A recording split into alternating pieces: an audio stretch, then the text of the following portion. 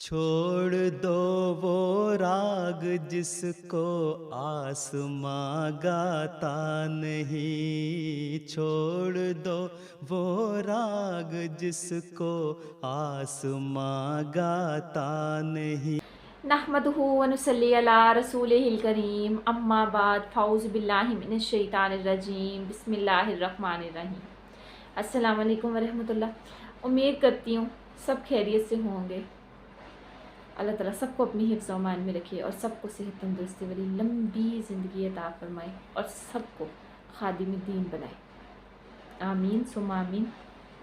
جی تو آج کا ہمارا ٹاپک کیا ہے؟ آج کا ہمارا ٹاپک ہے دجال۔ آج ہم نے دجال کو ڈسکس کرنا ہے، یعنی کہ دجال سے کیا مراد ہے۔ کیونکہ بعض جو غیر احمدی لوگ ہیں ان کا اعتراض ہے، بعض کیا بہت سے ہیں، تقریباً سارے ہی ہیں، ان کا یہ اعتراض ہے کہ اگر ہمارے نزدیک یعنی کہ جماعت احمدیہ کے نزدیک عیسیٰ علیہ السلام کا ظہور ہو گیا تو وہ دجال کہاں ہے جس کا ذکر حدیثوں میں ہے کہ جس کا قتل عیسیٰ علیہ السلام نے کرنا تھا۔ یقیناً حضرت مرزا غلام احمد صاحب علیہ السلام ہی مسیح موعود ہیں اور انہوں نے دجال کا قتل کرنا تھا، اور اب میں یہ بات ثابت کروں گی کہ آپ علیہ السلام نے دجال کا قتل کیا۔ لیکن سوال یہ ہے کہ جماعت احمدیہ دجال سے کیا مراد لیتی ہے؟ اس سے پہلے یہ جاننا ضروری ہے کہ یہ غیر احمدی لوگ، یہ ملا، دجال کے متعلق ان کا تصور کیا ہے، اور یہ جاننے کے لیے آپ اس ویڈیو کو ملاحظہ فرمائیں کہ جو غیر احمدی لوگ ہیں ان کا دجال کے حوالے سے کیا تصور ہے۔ First of all you must watch this video. آئیے اس نقشے میں دجال کے بارے میں جانتے ہیں۔ میں نے پہلے بتایا تھا کہ امام مہدی دمشق کو فتح کریں گے، اس کے بعد دجال ظاہر ہوگا۔ ہمارے نبی پاک صلی اللہ علیہ وسلم نے فرمایا کہ دجال مشرق کی سمت ہے، یعنی کہ یہ مدینہ منورہ ہے تو اس کی مشرق کی سمت یہ علاقے آتے ہیں۔ دجال یہاں کہیں بھی ہو سکتا ہے۔ ایک حدیث میں آیا ہے کہ دجال خراسان سے نکلے گا، تو یہ خراسان کا علاقہ ہے، تو دجال ابھی موجود ہے اور اس طرف کہیں بھی ہو سکتا ہے، ہمیں نظر نہیں آتا، اللہ تعالیٰ نے اس کو چھپا دیا ہے، جب وقت آئے گا تو وہ نکلے گا۔ دجال یہاں سے نکل کر پوری دنیا میں گھومے گا، وہ 40 دن رہے گا۔ 40 دنوں میں پہلا دن جو ہوگا وہ 1 سال کے برابر ہوگا، دوسرا دن 1 مہینے کے برابر ہوگا، تیسرا دن 1 ہفتے کے برابر ہوگا، اور باقی جو دن ہے وہ عام دنوں کے برابر ہوگے۔ تو وہ 40 دنوں میں پوری دنیا میں گھومے گا اور سب جگہ پر جا کر اپنی خدائی کا دعویٰ کرے گا، لوگوں کو اپنی عبادت کی طرف بلائے گا اور عجیب و غریب کرشمے دکھائے گا۔ وہ آسمان کو حکم دے گا تو وہ بارش برسائے گا، زمین کو حکم دے گا تو زمین غلہ اگائے گی، وہ مردوں کو زندہ کر کے دکھائے گا۔ تو اس طرح کے عجیب و غریب کرشمے دکھائے گا اور اپنی خدائی کی طرف لوگوں کو دعوت دے گا۔ جب وہ چلتے چلتے اصفہان یعنی کہ ایران پہنچے گا تو یہاں سے 70,000 یہودی دجال کے ساتھ ہو جائیں گے۔ یہاں سے چلتے چلتے جب وہ یمن پہنچے گا تو یہاں سے بھی بڑی تعداد دجال کے ساتھ ہو جائے گی۔ یہاں سے جب وہ مکہ میں پہنچے گا تو مکہ کے اندر داخل نہیں ہو سکے گا کیونکہ وہاں پر محافظ فرشتے ہوں گے۔ مکہ سے پھر وہ مدینہ کا رخ کرے گا، یہاں بھی مدینہ میں بھی وہ داخل نہیں ہو سکے گا کیونکہ وہاں پر بھی فرشتے مقرر ہوں گے۔ یہاں پر ایک واقعہ یہ پیش آئے گا کہ ایک نیک بندہ باہر آئے گا اور دجال کے سامنے کہے گا کہ تو دجال ہے، تو ملعون ہے، تو دجال غصے میں آ کر کے ان کو قتل کروا دے گا اور ان کے 2 ٹکڑے کروا دے گا۔ بعد میں وہ ان کو پھر سے جوڑ دے گا تو وہ اللہ کے نیک بندے کہیں گے کہ اب تو مجھے پکا یقین ہو گیا کہ تو ہی دجال ہے۔ اس کے بعد دجال پھر سے ان کو قتل کرنے کی کوشش کرے گا لیکن پھر ان کو قتل نہیں کر سکے گا، تو وہ یہاں سے شرمندہ ہو کر شام کی طرف روانہ ہوگا۔ امام مہدی قسطنطنیہ سے دمشق میں آئیں گے، یہاں سے دجال بھی دمشق کی طرف روانہ ہوگا۔ اسی درمیان ایک رات میں ایسا ہوگا کہ دمشق کی جامع مسجد میں عیسیٰ علیہ السلام اتریں گے اور صبح کو مسلمانوں کا اور دجال کے لشکر کا مقابلہ ہوگا۔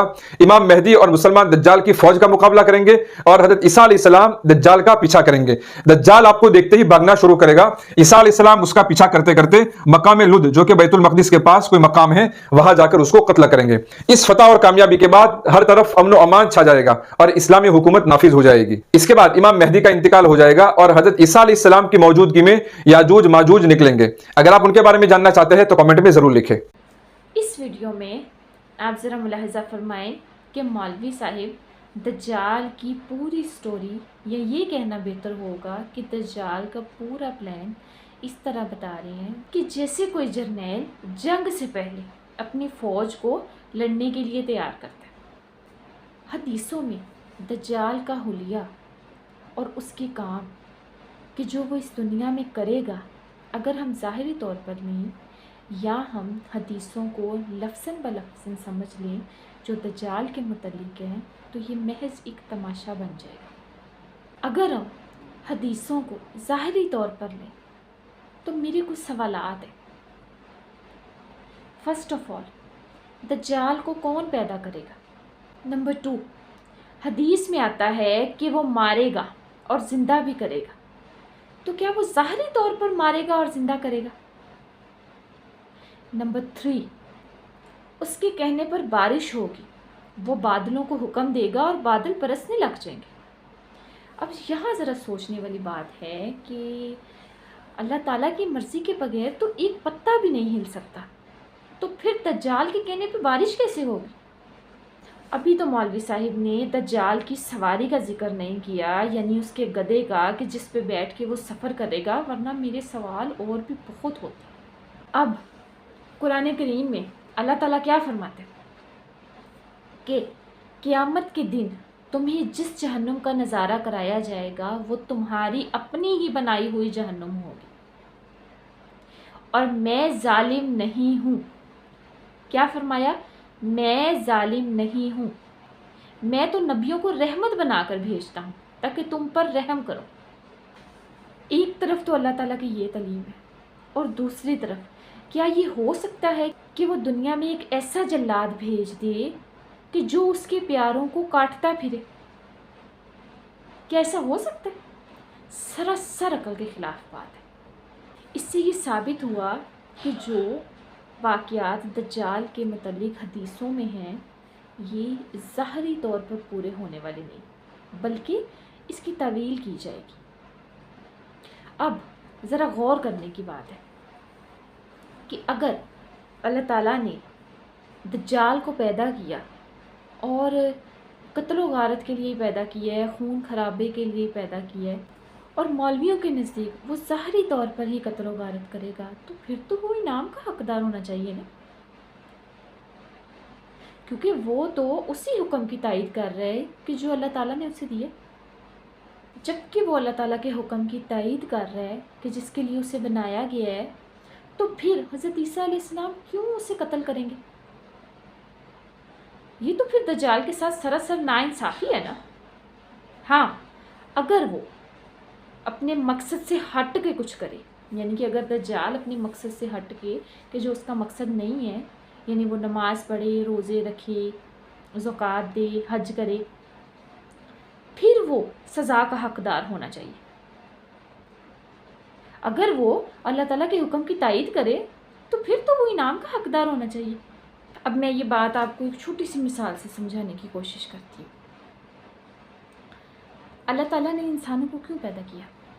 اللہ تعالیٰ نے انسانوں کو اپنی عبادت کے لیے پیدا کیا۔ اب انسان اللہ تعالیٰ کے حکم کی تائید کر رہے ہیں، اس کے حکم کو بجا لا رہے ہیں، مان رہے ہیں، اس کی بات تائید کر رہے ہیں، خدا کے حکم کی، اس کی عبادت کر رہے ہیں، اور پھر انہیں انعام کی بجائے سزا ملے، سزا کے طور پہ جہنم ملے، تو کیا یہ انسانوں کے ساتھ زیادتی نہیں ہے؟ بالکل اسی طرح جس کام کے لیے دجال کو پیدا کیا گیا ہے وہ وہی کام سر انجام دے رہا ہے، پھر بھی اسے سزا مل رہی ہے، تو یہ تو پھر اس کے ساتھ بھی سراسر زیادتی ہے۔ جی تو اب آئیں، میں اب آپ کو دجال کی حقیقت سے روبرو کرواتی ہوں کہ جس کا قتل حضرت مسیح موعود علیہ الصلوۃ والسلام نے کیا۔ دجال کے متعلق جتنی بھی حدیثیں ہیں، اگر ان سب کو ملا کر ان کا مطالعہ کیا جائے تو آپ سمجھ جائیں گے کہ دجال کون ہے۔ اور میں یہ واضح کرتی چلوں کہ دجال ایک قوم کا نام ہے، نہ کہ وجود کا، اور وہ قوم کون سی ہے؟ انگریزوں کی۔ حضور صلی اللہ علیہ وآلہ وسلم نے فرمایا کہ دجال ایک آنکھ سے اندھا ہوگا اور اس کی دوسری آنکھ اس قدر روشن ہوگی کہ زمین کے پاتال تک کی خبر لائے گی۔ اب سوچنے کی بات ہے، انگریز حضرت عیسیٰ علیہ السلام کو اللہ کا بیٹا بناتے ہیں، مانتے ہیں، ان کی وہ دینی آنکھ سے اندھے ہیں، لیکن دوسری طرف دنیاوی لحاظ سے وہ بہت کامیاب ہے، کہ جیسے آپ نے فرمایا کہ زمین سے پاتال تک کی خبر لائیں گے، ان کی آنکھ وہ بہت روشن ہے۔ پھر فرمایا اس کے کہنے پہ بارش ہوگی، کیا آج ہمیں ٹی وی پہ پہلے ہی نہیں پتہ لگ جاتا کہ فلاں دن بارش ہونی ہے، اور ہوتی بھی ہے؟ اور اس کی خبر ہمیں کون دیتا ہے؟ انگریز دیتی ہیں، اور انگریز کون ہے؟ دجال ہے۔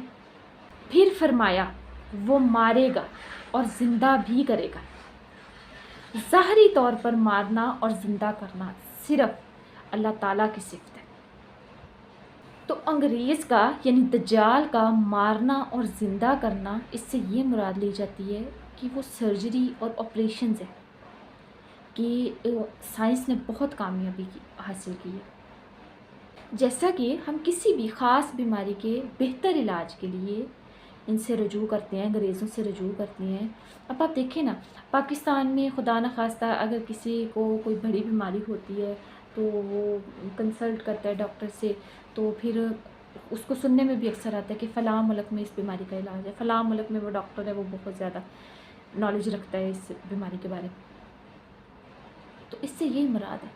دجال کی روشن اور تیز آنکھ سے مراد آپ سیٹلائٹ بھی لے سکتے ہیں کہ جو زمین کے کونے کونے کی خبر لا کے دیتے ہیں۔